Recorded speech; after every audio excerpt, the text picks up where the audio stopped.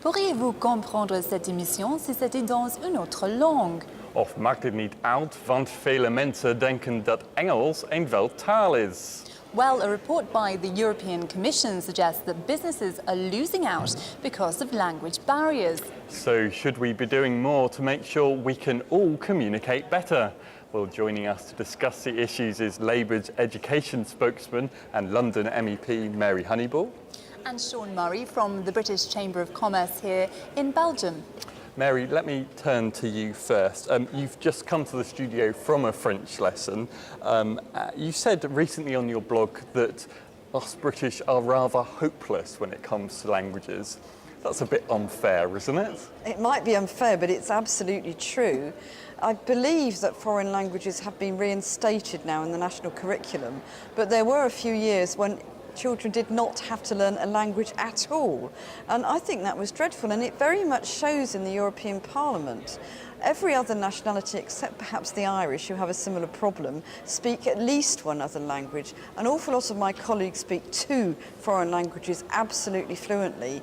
And we really are hopeless, and I would stand by that.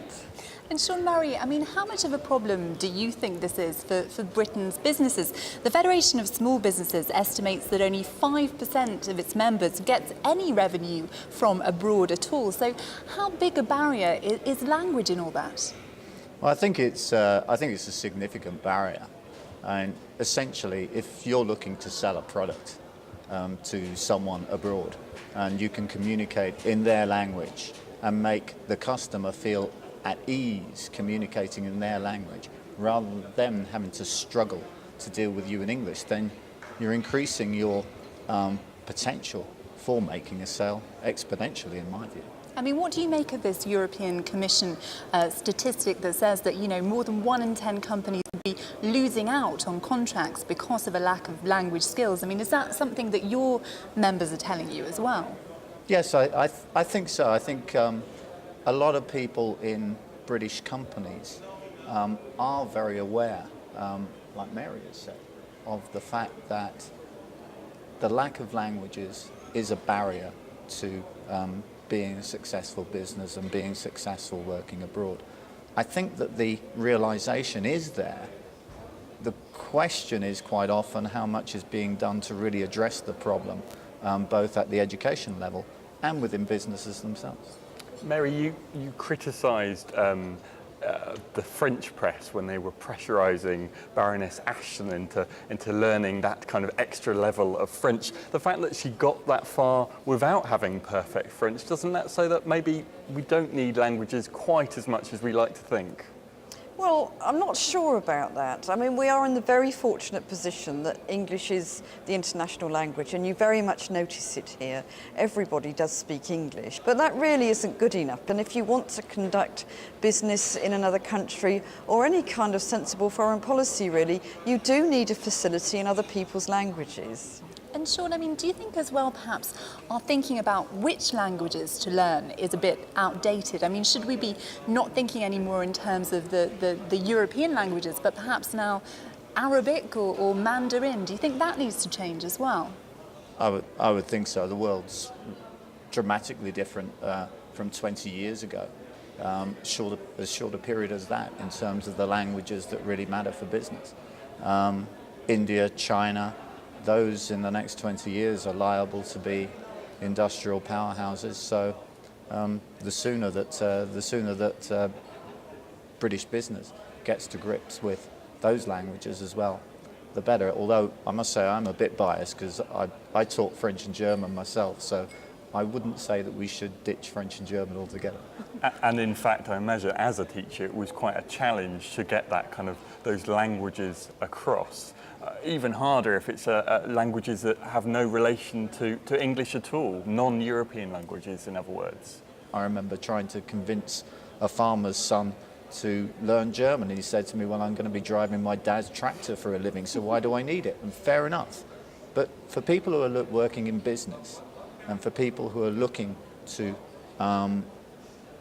extend their influence and their connections, then the ability to do that internationally is an incredible plus. If I get a CV from someone these days, I don't look at the qualification. I look at the languages. If they've got English mother tongue, and if they can have another 2 fluent languages, then I'm interested. And Mary, I mean, how do you think we can address this problem? What kind of ideas can we be looking at to try and get more young people to learn languages? Well, the EU does have a policy that every member state should teach 2 languages, 2 foreign languages, in addition to the mother tongue, which we actually don't do. We don't comply with that. So I think that should be a starting point. We should actually keep pointing out to the government and the Education Secretary that this is what we should be doing.